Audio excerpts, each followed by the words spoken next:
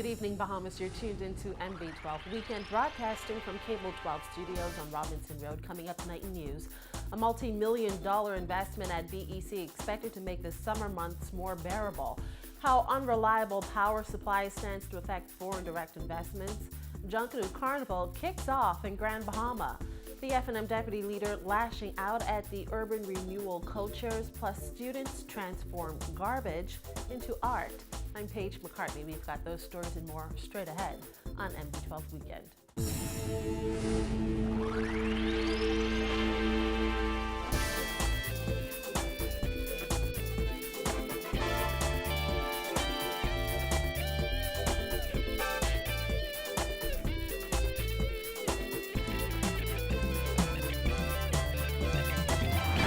Welcome once again to MB12. The Bahamas Electricity Corporation has had its fair share of blackouts this year. However, the government is investing $7 million in several rental generators in an attempt to make the hot summer months more bearable. Kyle Joaquin reports.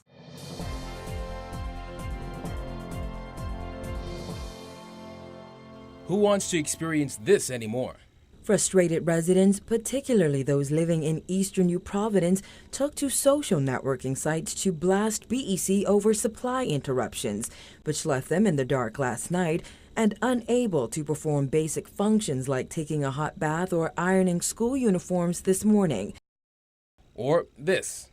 More than 50% of New Providence was without power today as the Bahamas Electricity Corporation continues efforts to fix engines at both their Clifton Pier and Blue Hills power plants. BEC Executive Chairman Leslie Miller says with the incorporation of an additional 40 megawatts of power, things should be A-OK in New Providence this summer. The months of June through August are usually when BEC experiences an overload of demand, which eventually leads to engine failure and, you guessed it, blackouts. But Miller says the way things are looking, the capital should be in for a cool summer. Be looking forward to a cool summer, yes. Certainly better than last summer, because last summer was a total disaster. How many machines you said? We have 40 megawatts. We may move up to 60 if we see it necessary. We could easily increase that to 60 megawatts. The summer of 2014 was one many Bahamians will never forget, and one night the entire capital was plunged into darkness. To make matters worse, all that came with an increase in electricity bills. But Miller says with the arrival of these 9 rental generators at a price of $7 million, consumers shouldn't have to worry about rolling blackouts or even high electricity bills. He said, who knows, those rentals may even stick around until BEC receives its new plant. Just for the summer, they'll probably be able to hear by November. We may just decide to keep them until we put up the new plant, because there's still this need for the new plant. And it causes us less. We save money by renting these units because of the decreased demand on the fuel that they use. It's going to be saving us, so the people are going to see a benefit from us renting these engines. Miller said a price tag of $7 million may sound high for rental engines, but that, he said, will save consumers a lot more. But that saving is about $10 million. So we end up saving about $3 million. So come July or August, when you come on in to pay your electricity bills, the BEC chairman says you should see a noticeable decrease. Reporting from BEC's main office for NB12, I'm Kyle Joaquin. While the capital's continued challenges with power generation and crime could affect foreign direct investments. That's according to Minister of State for Investments Kalis Roll, who recently alluded to the risk the country is taking by not stabilizing those two issues. The window is closing on us before we get to a stage where people become very concerned. Nonetheless, Roll said investors still see potential in all of the Bahamas and are still very interested in exploring opportunities. I process lots of applications, take lots of meetings from people, and the laws of distribution will always take effect, where some people will be uncomfortable because of what they hear, and some people will realize that the world is such that you will have some issues, and you can't allow that to prevent you from making investments or making investment-related decisions. And we have quality investors that are coming to the Bahamas. If you go throughout the islands, we just approved an investment for Luc Besson, I think his name is, who is a French director, and in fact a director of one of my favorite movies, The Transporter, Taken and Lucy, and those type shows. And he's developing an island in the Exuma chains. Roll said in assessing the country's current situation as it relates to power generation and even crime, it's evident that the issues the Bahamas is facing are directly tied to a lack of planning. He said he's comfortable with the steps this administration is taking to correct that. We're going through this national development plan process.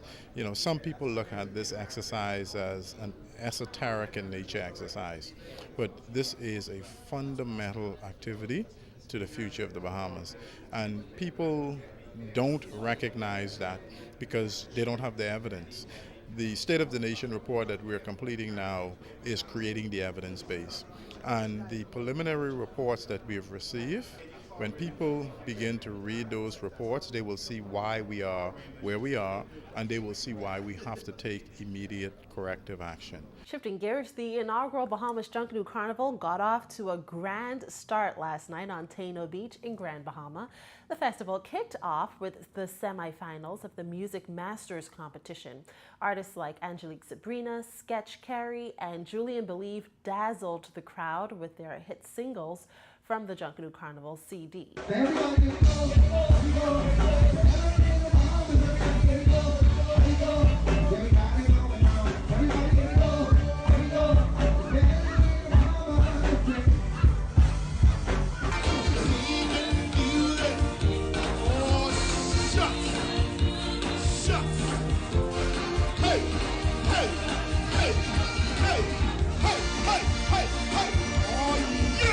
Carnival goers also got to experience the midnight rush, where they whipped out all those show-stopping costumes.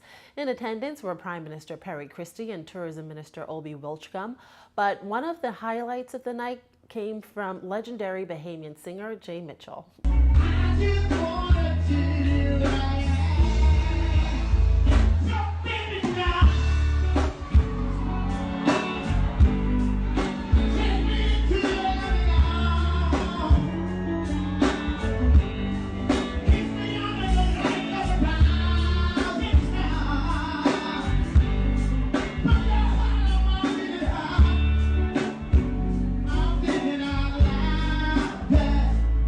Part 2 of the Music Masters competition is tonight on Taino Beach. Junkanoo Carnival continues right here on New Providence, May 7th through the 9th. And in other news, Free National Movement Deputy Leader Peter Turnquest has taken issue with the response of the Urban Renewal co-chairs to an audit into government's small homes repairs program. The audit completed by Auditor General Terrence Bastian highlighted a lack of accountability, transparency, and due diligence in the execution of the program, its management, and the quality of the work done. However, Urban Renewal co-chair Cynthia Mother-Pratt and Algernon Allen have since blasted that audit, calling it ignorant and ill-advised. Their criticism of those findings isn't sitting well with the F&M deputy, who said both co-chairs should be ashamed of the way they handled constructive criticism. Both the co-chairs are persons of seasoned experience, both in business and in their respective professions. I don't expect that kind of rhetoric from them. The report was done objectively. It was done in accordance with international standard, and certainly the integrity of the Auditor General and his staff ought not to be called into question. Both Pratt and Allen refused to go before the Public Accounts Committee this past Thursday, saying the process was inappropriate and illegal. Pratt said politics have gotten in the mix. However, Turnquest said politics has nothing to do with it. He said it's about accountability. Nobody has made any judgment with respect to the honesty and integrity of the individuals involved. What the report speaks to is gaps in the administration of the program. And they can be assured that we will not be deterred from following every shred of evidence to determine whether the Bahamian people got value for money, and whether to determine that there is in fact, or was in fact, no breach or misappropriation of any funds.